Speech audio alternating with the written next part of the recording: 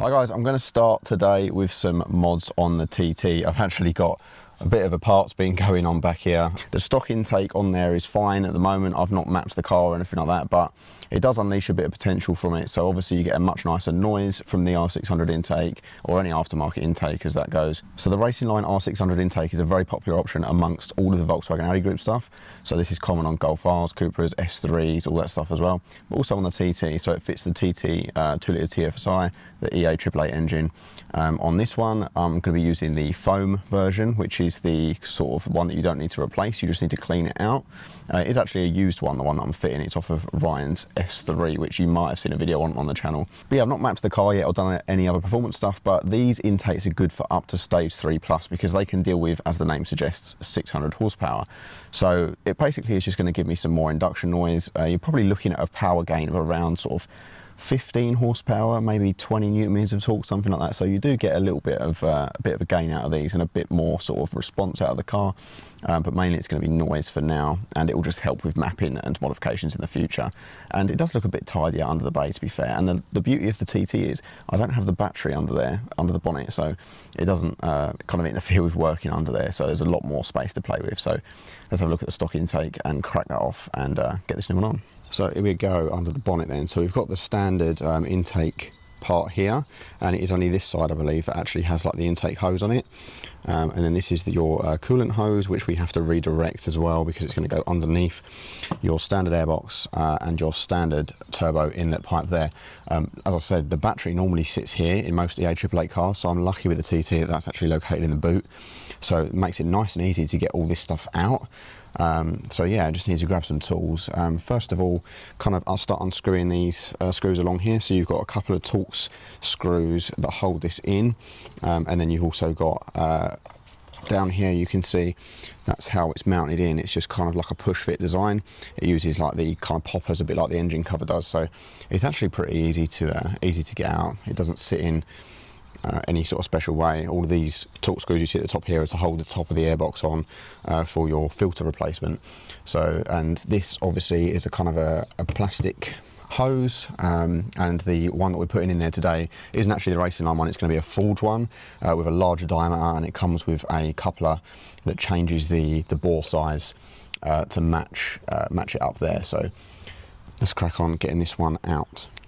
Right, let's get a little rip with the standard intake just so you can see what it's like.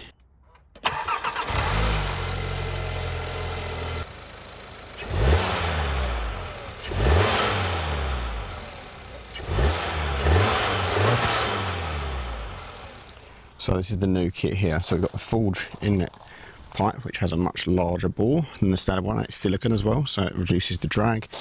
We've got the Racingline coolant hose, which will reroute that, and then we've got the actual intake itself here, which, as you can see, has the 2 inlets, and then we've got the foam filter in here, which is already pre-connected. So that's kind of like just the output, because it's already been put back together when we took it off the other car. I was only to open it up and give it a clean out, but it's definitely a much larger intake, and it's definitely going to make a nice difference to the car. So first off, let's crack on and getting the old one out of there. First of all, I'm going to start off with these ones to get this front bit off, and also just unclip this hose from these mounts here. This is all a bit frayed and nasty as well, so it'd be nice to replace this and make it look a bit better. And there's a little sort of clip down here that you need to use some pliers to undo. And there probably will be a little bit of coolant in here, so just beware of that. I'm going to start with getting this clip off here. And so with that now freed up, we've then got a bit better access to this down here. So you can see there's a large bolt just there which attaches this adapter on. So I'm going to take that one out now. So I'm on this T30 now with an extension. That should come off nice and easily. So now that this bit's freed up, we can rotate this to remove it, but first this has to come off, and it's got 2 push tabs on either side, which I'm not going to be able to do one-handed, I don't think, but I'll get that bit off. And oh, it did click, so I must have had it. Oh, I nearly had it. Get this off, and then this will twist. So now with that removed, we can twist this and it will just come right out. See, the angle that this boot is, it's not quite the same as the S3, so I'm going to have to undo this bolt and separate this just to easily twist this off.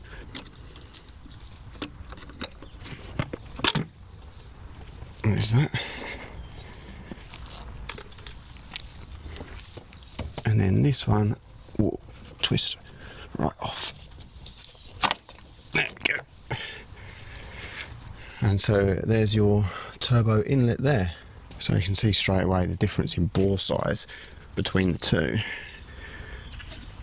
So yeah, so much bigger bore. And this is the adapter ring that we're going to be popping on in place of this.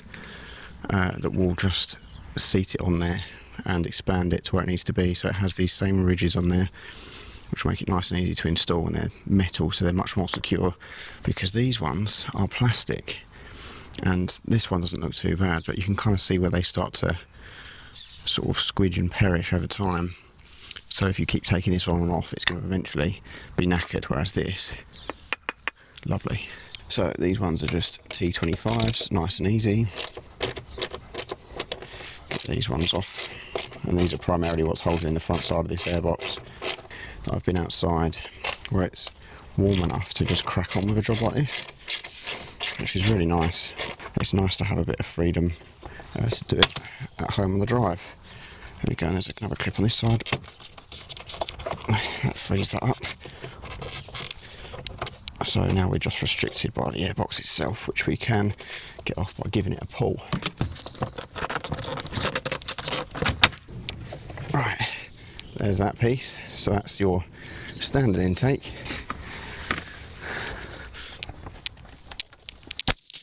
There we go. So there's your standard system next to the R600. So you can see sheer volume and intake. This just has more, takes advantage of the openings a bit better, especially the diameter of this part here. And then you've got a large foam filter in there versus your standard filter in this box here. First things first, I'm going to do a clean on the R600 because it is a used one, but I'm going to pop this on because this is a nice easy bit. So it just sits in there. You can see the ridges of the turbo inlet. So we literally just pop it in and it just rotates into place nicely. There we go, so that's what it looks like inside. You can see this one obviously being used. It does need a bit of a clean, so I'll open it up and do that at some point. It's not too bad, to be fair. Like, I've picked out any large bits of debris, but you can see the size of that filter in terms of what the intake looks like. So let's pop her back together and get her on the car. Right, now that that's back together, we need to get this coolant return hose off. So it's just a clip on this side. We can get this off, and then same on that side, and then we're going to replace it with the where is it, over here, this one. This is the Racingline one, and the difference being this is a longer hose, so it can go a bit deeper to accommodate the larger intake. I should clean it up a little bit as well because this one's looking a little bit scruffy. There we go, there's the new coolant hose on, which goes underneath, and then this needs to go into the side of the intake. So I'll worry about that in a moment. So let's get the new intake in.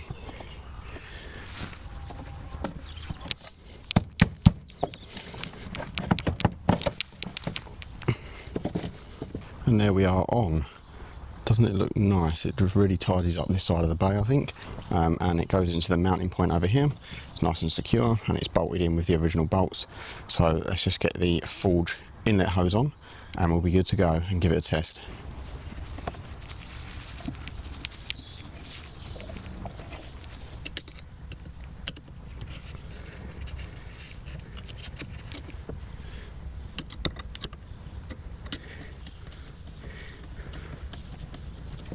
Right, so that is the inlet hose on and secured.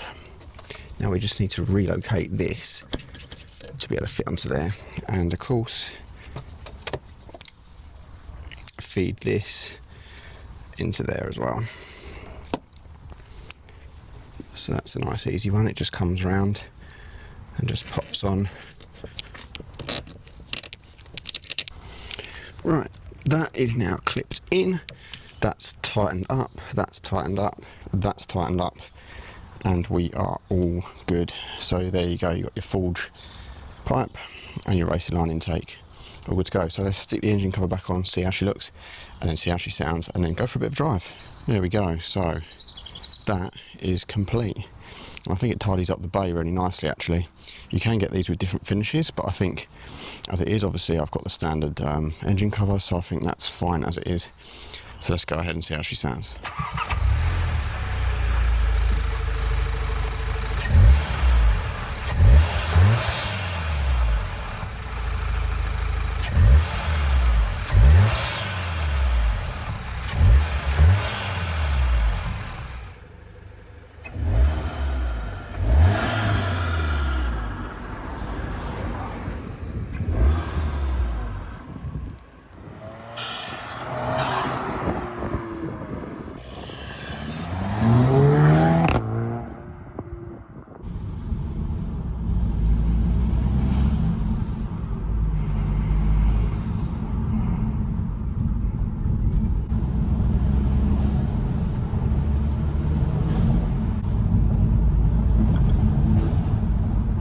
Sorry about the wind noise, but I just want to try and get an authentic sound from this intake. I'll drop some clips in as well of me in a slightly more enclosed area, but that sounds so good. I think being a slightly smaller car as well than its hatch counterparts, excuse the brakes. I've got nasty cheap pads on this car, needs to change.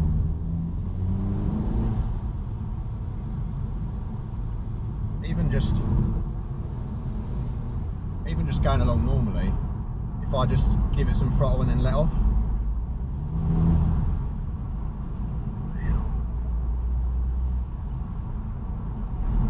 it's good. I like it. Definitely a bit more throttle response as well when you're really in that higher rev range.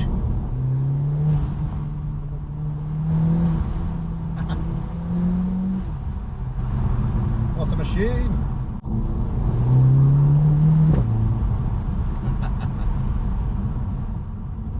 So there we have it guys, a new R600 Racingline intake installed in the TT. I already enjoy it.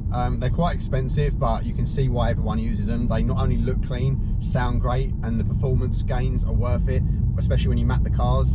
I think it's a worthwhile investment on this car. So thank you guys so much for watching and coming along the journey with me, and I'll see you in the next one. Bye bye.